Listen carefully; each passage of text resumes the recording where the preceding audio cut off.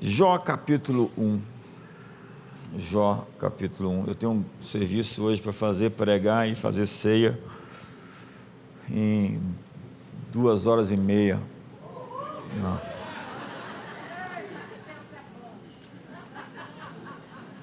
Jó capítulo 1, verso 7. Vamos ler as escrituras. Quantos já estão com fome aqui? Então perguntou o Senhor a Satanás: de onde vens? Satanás respondeu ao Senhor e disse: de rodear a terra e passear por ela. Perguntou ainda o Senhor a Satanás: observaste o meu servo Jó, porque ninguém há na terra semelhante a ele, homem íntegro e reto, temente a Deus e que se desvia do mal? Então respondeu Satanás ao Senhor: porventura Jó debalde teme a Deus? Acaso não o cercaste com sebe a ele e a sua casa e a tudo quanto tem? A obra de suas mãos abençoaste, e seus bens se multiplicaram na terra. Estende, porém, a mão e toca-lhe em tudo quanto tem, e verás se não blasfema contra ti na tua face. Eu passei boa parte da vida traçando o perfil de figuras bíblicas e extraindo verdades aplicáveis. Cada pessoa na Bíblia é um arquétipo, um tipo de comportamento que apresenta modelos e lições para a vida. Ao ler as Escrituras, nós devemos buscar exemplos. Existem heróis e anti-heróis, modelos e antimodelos, referenciais e antirreferenciais. A história de Jó é esse drama presente, bem presente, na trajetória de muitos de nós, ou de todos nós. Quem nunca ouviu falar da paciência de Jó?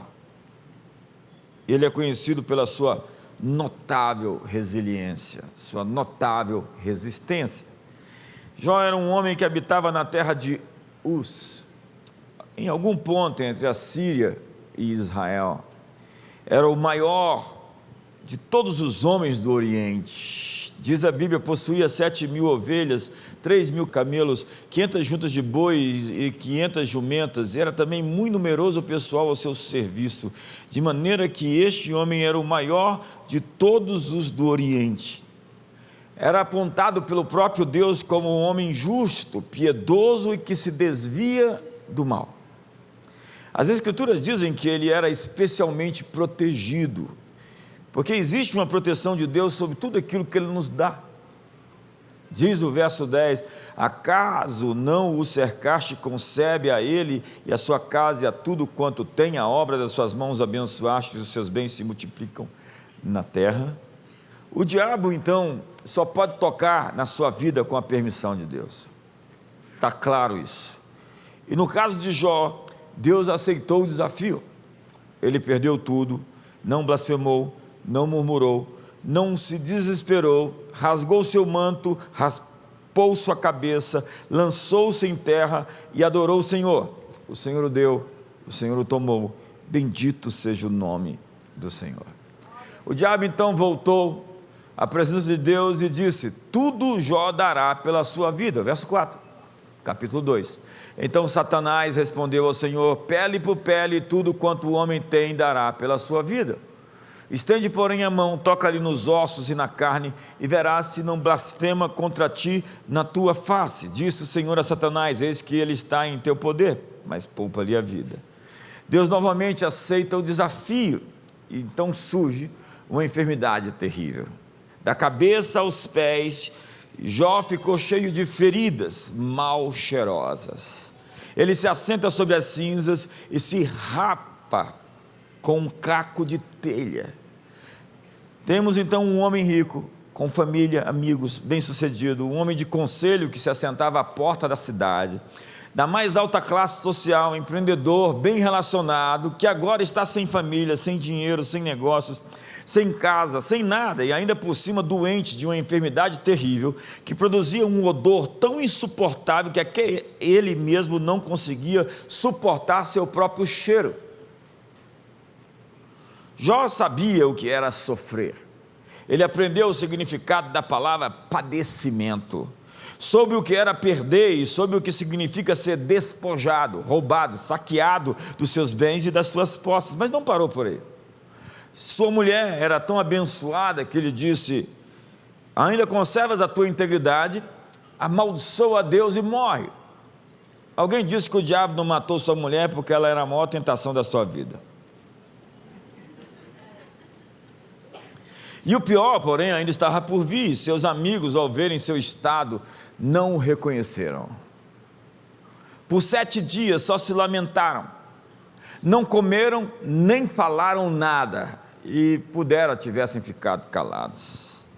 Porque ao falarem, se tornaram profetas da oportunidade. Sabe aquele tipo de gente que estava esperando a oportunidade de ver você frágil, fraco e indefeso e exposto para poder falar tudo aquilo que gostaria de ter falado e não tinha coragem? É quando as coisas estão difíceis e vem alguém para piorar mais. Está tudo quebrado e eles quebram mais ainda. Está pesado e eles colocam mais peso. Eles foram os fariseus que sempre têm as primeiras pedras das mãos.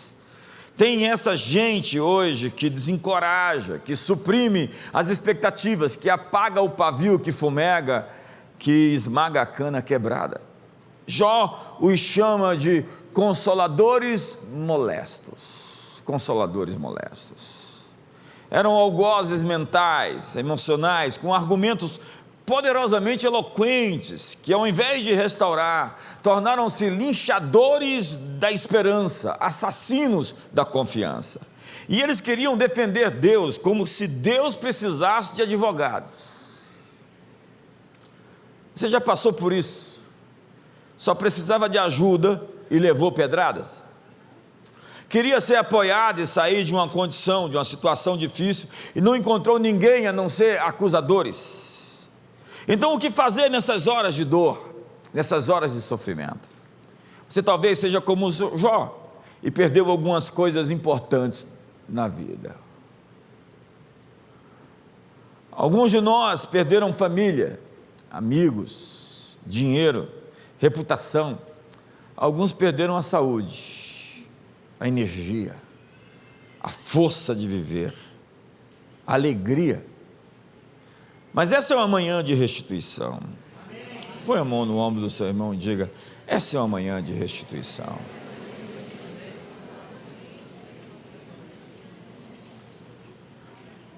Hoje Deus deseja devolver-lhe o que você perdeu. Ora, se Deus não precisa de advogados, o homem precisa.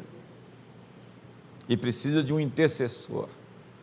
Se Satanás comparece no céu, como nós vimos o texto, para acusar Jó como um promotor de justiça ou da injustiça, ele precisa de alguém, Jó precisa de alguém para defendê-lo. Então Jó recorre a um mediador. E ele diz: já agora sabei que a minha testemunha está no céu e nas alturas, quem advoga a minha causa. Os meus amigos zombam de mim, mas os meus olhos se desfazem em lágrimas diante de Deus, para que ele mantenha o direito do homem contra o próprio Deus. Olha só que texto. Para que ele mantenha o direito do homem contra o próprio Deus, e do filho do homem contra o seu próximo. A versão NVI diz assim, Nova Versão Internacional: o meu intercessor é o meu amigo, quando diante de Deus correm lágrimas dos meus olhos. Ele defende a causa do homem perante Deus, como quem defende a causa de um amigo. Ele defende a causa do homem perante Deus, como quem defende a causa de um amigo. Em Jó capítulo 2, o diabo, mostra a Bíblia, estava procurando evidências. De onde você vem, Satanás? De rodear, passear pela terra. Ele estava atrás de provas contra os filhos de Deus. E Deus pergunta: o que você estava procurando? Deus diz: você viu meu servo Jó? E Satanás acusa Jó de ter motivos não puros, motivos impuros. Então Deus diz: você pode testar os seus motivos. Diga para o seu irmão: você pode estar sendo testado nos seus motivos. E naquele momento, não existia um intercessor no céu, nenhum mediador. E eu vou ler de novo esse texto de Jó 16, verso 21, na versão Nova Tradução da Linguagem de hoje. Assim como alguém defende o seu amigo, eu preciso de quem defenda o meu direito diante de Deus. É João quem disse: se pecardes, tendes advogados no céu, Jesus Cristo, o justo. E é o autor Hebreus que diz que por isso também ele pode salvar totalmente os que por ele chegam a Deus, vivendo para sempre para interceder por eles. O que a Bíblia diz é que quando Jesus morreu na cruz, ele subiu ao céu, e hoje ele está na condição de defender as nossas causas perante o Pai. Quantos estão felizes por isso? Existe alguém te defendendo dia e noite no céu agora. E o que Jó pedia, e a linguagem figurada é: eu queria que alguém colocasse a mão no teu ombro, ele está falando com Deus, e a mão no meu ombro, e falasse da minha causa para ti. Hoje existe alguém colocando a mão no ombro do Pai, a mão no seu ombro, e defendendo a sua causa perante Ele.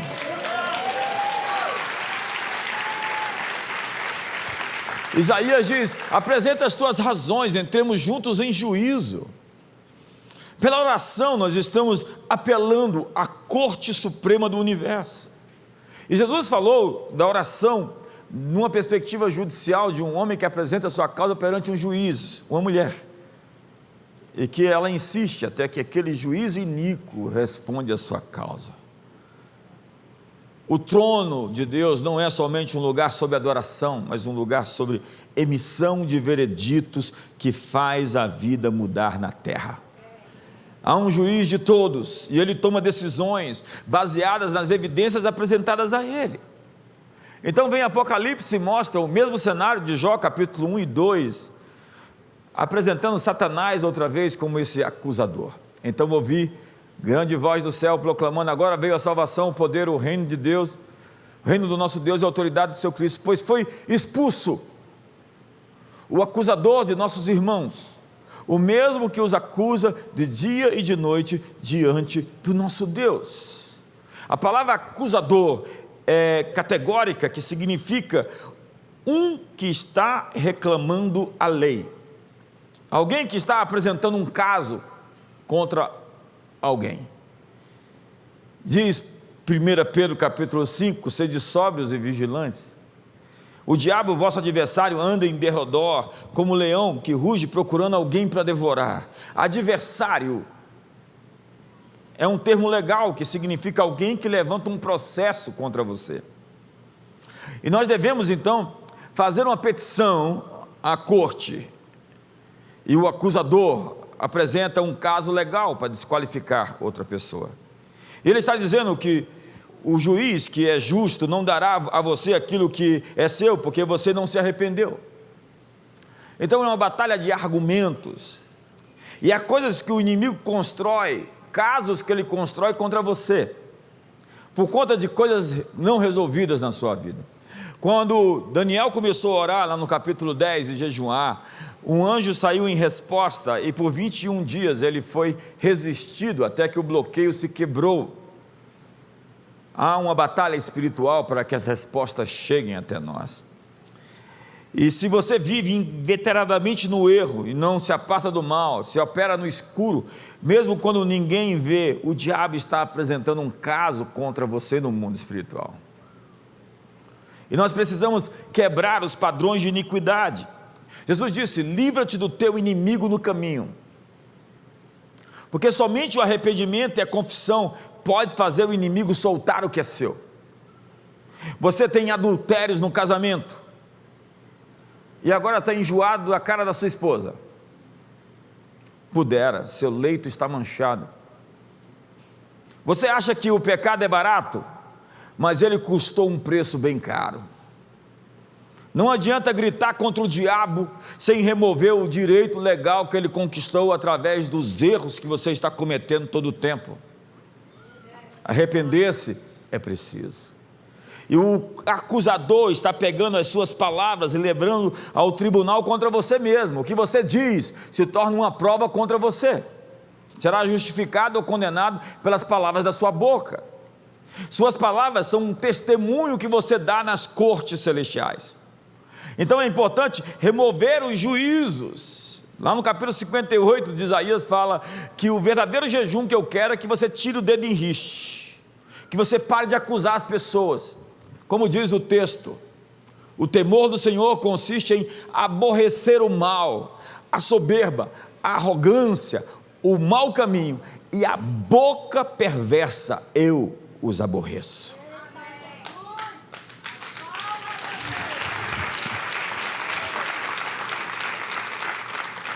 Você não sabe, mas quando você começa a julgar e criticar, você está abrindo processos no mundo espiritual, litígios. Jó, então, abraça a esperança. Ele perdeu tudo, ficou sem nada, mas algo ainda ficou com ele. Ele não tinha o chão debaixo dos seus pés, mas ele disse: eu sei que o meu Redentor vive, e por fim se levantará sobre a terra.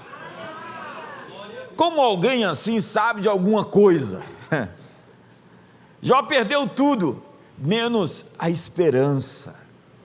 Você sabe, o tempo ele não é linear, ele é curvo.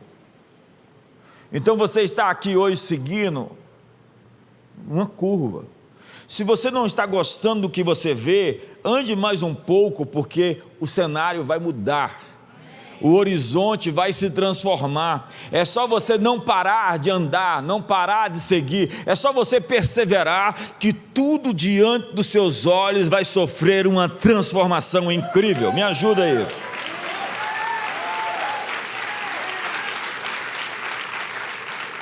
Então começa um processo de restituição na vida de Jó. Quantos precisam de uma restituição essa manhã? Jó começa a sua restituição falando com Deus. Capítulo 42, verso 1. Então respondeu Jó ao Senhor. Responder é todo o começo. Falar com Deus é o início de qualquer coisa. Oração é o primeiro passo para a restituição. E nós temos que ser tão intencionais nisso, que nós temos que descrever o que perdemos. Nós temos que entender o que aconteceu com a gente. Você tem que ser inteligente na sua oração. Algumas orações são muito vazias, porque é só me dá, me dá, me dá. É aquela oração de bebê. Bebê só sabe pedir, criança só sabe pedir. Deus disse: entre comigo em juízo e apresenta as tuas razões. Falar com Deus de modo inteligente e persuasivo é uma conversa que Deus quer ter com cada um dos seus filhos que cresceram e amadureceram. Então, faça uma lista do que você perdeu, desde o início, até de coisas que não chegaram até você. Quando o profeta Isaías vai falar sobre essa morbidade, essa passividade do povo, ele diz lá no capítulo 42, 22, não obstante, existe um povo por aí roubado e saqueado, todos enlaçados em cavernas e escondidos em cárceres. Eles são postos como presa, e ninguém há que os livre, por despojo, e ninguém diz restitui. Quantos querem dizer restitui hoje? Amém. Quantos querem dizer restitui hoje? Amém. E por que você não disse?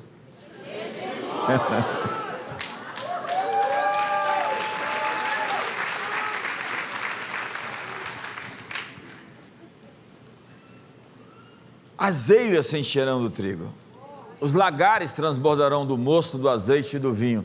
Restituir-vos-ei os anos consumidos pelo gafanhoto. Quantos perderam anos aqui sem colheita? Quantos reprovaram na escola? Não levante a mão.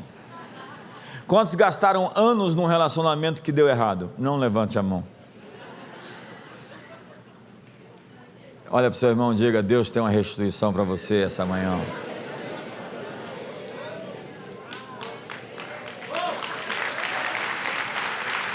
Então Jó entendeu a soberania de Deus. Ele diz: bem sei que tudo podes, e nenhum dos teus planos pode ser frustrado. Sabe, suas trajetórias não são fatais, suas tragédias não são finais. Ache o plano de Deus nas suas lutas. Existe um plano, uma bênção disfarçada em tudo aquilo que você está vivendo. E a cruz é o maior símbolo de algo que devia dar muito errado e deu certo.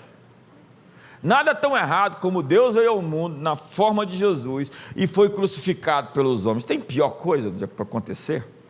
E a cruz, que era o símbolo da morte, se tornou o símbolo da maior vitória. A tragédia se tornou uma conquista. Há um propósito, diz a Bíblia, para cada coisa debaixo do céu, e todas as coisas cooperam conjuntamente para o bem daqueles que amam a Deus. Então pense em alguma coisa ruim e fala para Deus: Senhor, como isso vai me favorecer? Diga para seu irmão, empurra ele: vai favorecer.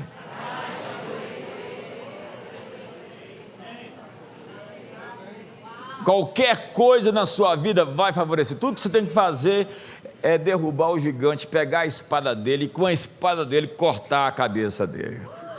É isso que Davi faz. Ele joga o gigante no chão, corre, e diz a Bíblia que ele pegou a espada de Golias e cortou a cabeça de Golias com as suas armas. É a arma do inimigo que vai se virar contra ele. Ei, eu vim aqui anunciar que Deus vai dar uma invertida no inimigo esse mês. Ei, Deus vai dar uma invertida no inimigo esse mês. Ei, eu acho que você não entendeu, eu acho que você não acreditou. Deus vai dar uma invertida no inimigo esse mês.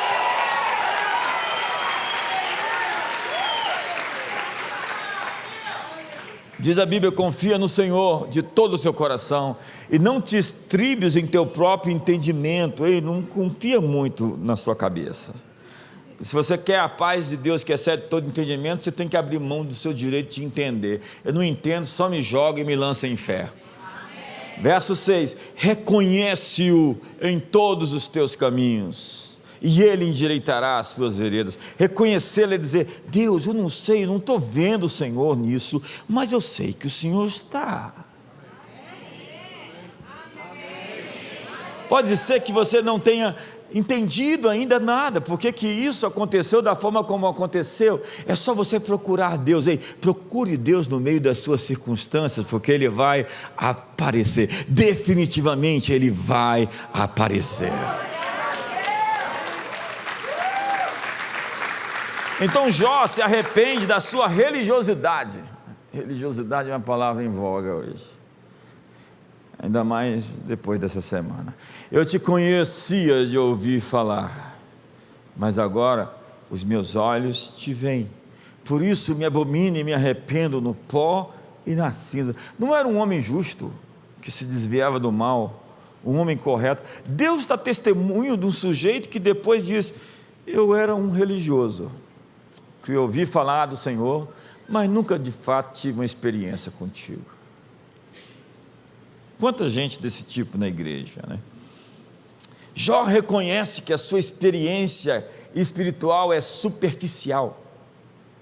Ele sabe que a sua luta o levou a um encontro verdadeiro com Deus. Eu vou repetir: sua luta leva você a um encontro verdadeiro com Deus. Às vezes Deus deixa você passar por algumas batalhas para de fato conhecê-lo, não de ouvir falar, mas os seus olhos o verem.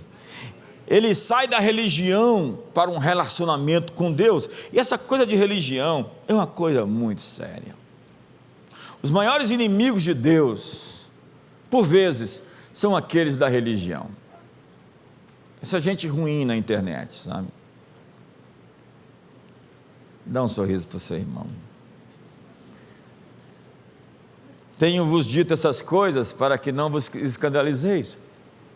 Eles vos expulsarão das sinagogas. Olha só esse texto: mas vem a hora em que todo o que vos matar julgará com isso tributar culto para Deus. Eles vão matar você e acreditar que estão adorando Deus. É o que a religião faz. Cega as pessoas em legalismos. Eles não capturam a essência. Eles não sabem separar o incidental do essencial. É a religião dos sábados, que o sábado foi feito para o homem e não o homem para o sábado. É a religião das liturgias. As liturgias são mais importantes do que a genuína expressão de um coração que está buscando a Deus. É a religião das exterioridades, em que se lava o exterior do copo, mas o interior está sujo. Vocês, fariseus e saduceus, são como sepulcros caiados, que por fora estão cheios de flores, mas por dentro estão apodrecendo. O que Deus está fazendo hoje não cabe numa caixa teológica. Um avivamento está chegando, e os que só ouviram falar de Deus podem ser os que vão perseguir o que Deus vai fazer agora, porque a religião endurece as pessoas, e quem encobre as suas transgressões jamais prosperará. Diz a Bíblia: bem-aventurado aquele cuja iniquidade é perdoada, cujo pecado é coberto. Bem-aventurado é o homem a quem o Senhor não atribui iniquidade, e em cujo espírito não há dolo. Há coisas que se tratam de tentações, elas estão na superfície, na epiderme, é a luta que você tem contra o mal. Mas há coisas que diz a Bíblia que avançaram e se tornaram DNA, fazem parte integrante. Bem-aventurado é o homem cujo espírito não há dolo. É quando a estrutura está manchada. Como disse Jeremias: pode o leopardo mudar as suas listras, ou o etíope a cor da sua pele? Poderiam vocês fazerem o bem sendo maus? Quando você nasce de novo, você recebe uma nova natureza, e a sua nova natureza não lhe permite viver no erro por muito tempo. Ou você se converte de verdade, muda completamente seus hábitos, ou você não teve experiência nenhuma com o Espírito Santo, ou a experiência foi apenas remorso. Diz Hebreus capítulo 9, muito mais, o sangue de Cristo, que pelo Espírito eterno a si mesmo se ofereceu sem mácula a Deus, purificará a nossa consciência de obras mortas, para servirmos o Deus vivo.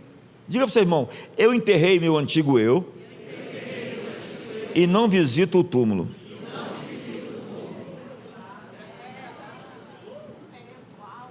E por fim, Jó ora pelos seus acusadores, pelos seus perseguidores. Existem algumas palavras que só podem ser ditas na cruz, por pessoas que estão crucificadas.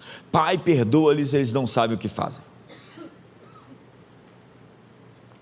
Então diz a Bíblia: tendo o Senhor falado essas palavras a Jó, o Senhor disse também a Elifaz o temanita: a minha ira se acendeu contra ti e contra os teus 2 amigos, porque não disseste de mim o que era reto, como o meu servo Jó.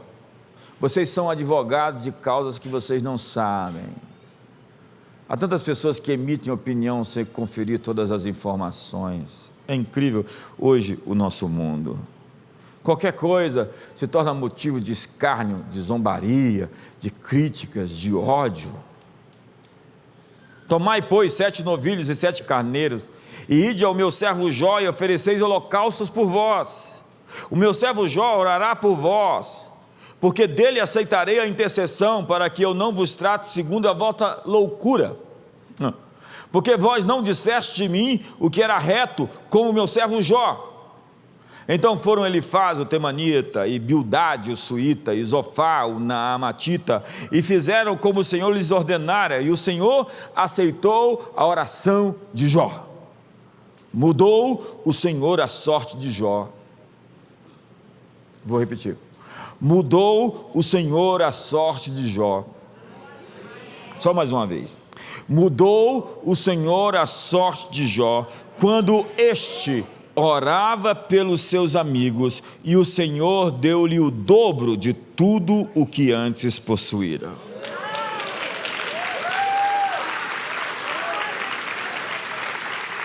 Sabe o que eu observo durante toda a minha vida? É que quando você sofre um ataque, de qualquer forma, O intuito do inimigo é tirar o seu foco e manchar, amargurar, fazer você ressentir e ficar preso pela ofensa. E quando você faz isso, você muda a sua frequência. Você tem que guardar seu coração para não perder o foco. Você não pode ser consumido pela amargura, porque isso vai te tirar da zona da bênção. O autor Hebreus diz que ninguém se aparte da graça de Deus, havendo em vós raiz de amargura que brotando vos perturbe e contamine os demais. Está dizendo que alguém amargurado ficou fora da zona da graça. Um ressentido perde o favor, ele não pode receber o favor imerecido. Existe uma frequência onde a restituição acontece, e não é a do revanchismo e do desejo de vingança. No momento em que Jó se torna um intercessor de seus amigos, Deus lhe devolve o dobro. Ele é capaz de orar pelos seus amigos, e nesse momento Deus lhe devolve tudo. E no final Deus deu o dobro a Jó como um veredito de sua aprovação na prova. Aprovação na prova. Deus ouviu a oração de Jó pelos seus amigos, e Deus está ouvindo a nossa oração hoje aqui em favor de vocês. Nós queremos liberar sobre você a aprovação na prova. Essa é uma manhã de restituição. Há coisas que vão voltar para a sua vida, há elementos que foram tirados de você e que estão abrindo o caminho para voltar até você. Me ajuda aí, faz alguma coisa. Mas entenda, você precisa encerrar o litígio. Você precisa se posicionar no perdão. Esses dias eu encontrei alguém e falou: mas tem que perdoar, né? É bíblico. Eu falei: tem que perdoar por minha causa, principalmente, porque se eu não perdoar, meu coração fica manchado. Agora, sobre quem tentou fazer o mal para mim, o processo continua aberto com ele lá. Agora é ele e Deus. Eu só tirei a minha mão e deixei a mão de Deus. Agora eu chamei Deus para ser o juiz de algumas situações, e quando eu chamo Deus para ser o juiz na situação que eu o invoquei, eu preciso tomar bastante cuidado para não fazer nenhuma transgressão. Dá um sorriso para o seu irmão. Tudo que está escrito no céu sobre nós será realidade na terra. E você tem que dar o seu testemunho no céu, porque a Bíblia diz: eles o venceram por causa do sangue do Cordeiro. Ou seja, não é sobre mim, é por causa dessa mesa, por causa da palavra do testemunho que deram. Qual é o seu testemunho? E porque não amaram a própria vida. Você pode estar cheio de processos abertos no trono, cheio de demandas que exigem respostas. Quando você acusa as pessoas, você abriu uma demanda espiritual nos tribunais dos céus.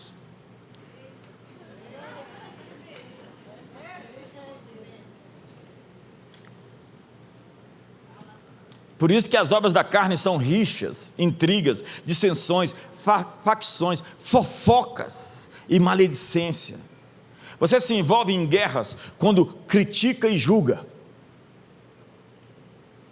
E no que depender de vós, tende paz com todos os homens. Se alguém abrir um litígio contra você no mundo espiritual, você tem que aprender a se defender e apresentar-se ao advogado nos céus. Agora acredite, guerras drenam sua força, sua energia e seus recursos. E o que Davi fez em determinado momento que ele estava esgotado, extenuado, ele disse: mas eu, como surdo, não ouço, e qual mudo, não abro a boca. Sou como efeito, como quem não ouve, e em cujos lábios não há réplica. Davi disse: eu não vou falar sobre o assunto. Tocar no tema significa desenvolver atitudes de ódio que lhe comem por dentro, se infiltrando no seu coração e roubando suas energias. Ele diz: daqui para frente eu não quero ouvir sobre isso, não quero falar sobre isso, não quero me alimentar disso. Você sabe por que os mexicanos têm uma cultura de falar das pessoas que morreram? Porque eles acreditam que que as pessoas de fato não vão morrer até serem esquecidas. Há muitas distorções no culto dos mexicanos à morte, mas esse princípio é muito interessante. Eles acreditam que uma pessoa não vai morrer até que ela seja esquecida. Então eles falam o nome dos mortos para que elas de fato, segundo eles, não morram. Ei, alguns assuntos nunca vão morrer enquanto você continuar falando deles.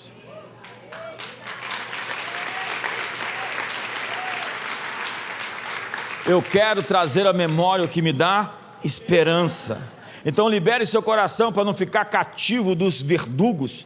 Sua poderosa arma é o perdão. Tem algumas palavras que nós só podemos dizer na cruz. Então hoje, se você quer uma restituição, é preciso encerrar alguns processos aqui, acabar com a questão, porque suas palavras são como um depoimento no tribunal. E Jesus disse: de cada palavra sem importância eu pedirei contas no dia do juízo final.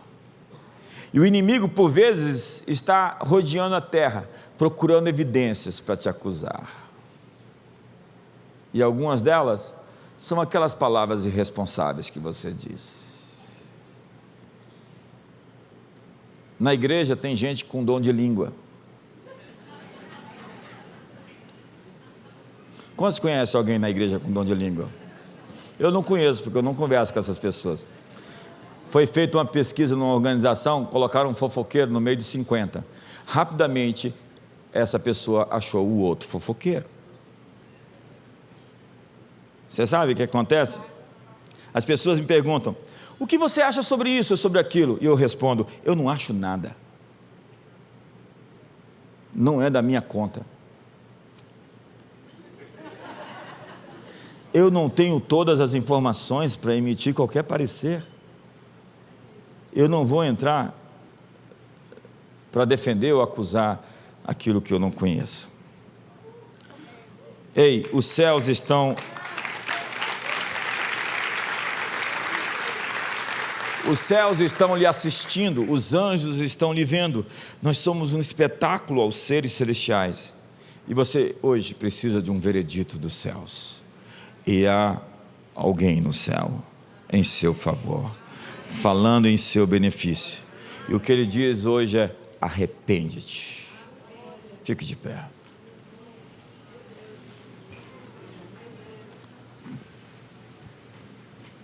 Algumas pessoas passam muitas lutas, e o problema delas está logo debaixo do seu nariz.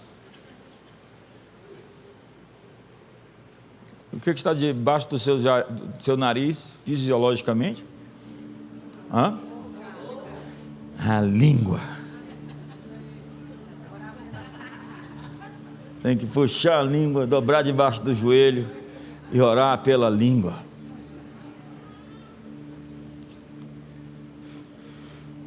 Eu tinha convicção hoje que eu tinha que falar essa mensagem aqui pela manhã. Eu até relutei. Mas o grande ponto hoje sobre isso não é essa parte toda negativa, porque ela pode ser lidada se você de fato fazer um caminho diferente. É porque Deus quer nessa manhã devolver muitas coisas que nós perdemos. Essa é uma reunião que Deus vai selar vereditos em seu favor, em que você tem uma audiência. Essa reunião, que é uma santa ceia, é uma audiência no Santo dos Santos. E o que nós vamos apresentar? Eles o venceram por causa do sangue do Cordeiro. É a justiça de Jesus, que Ele está mostrando suas mãos e dizendo: foi por causa dele, foi por causa dela. Tudo que Deus quer é que você mude de atitude, é que você se arrependa,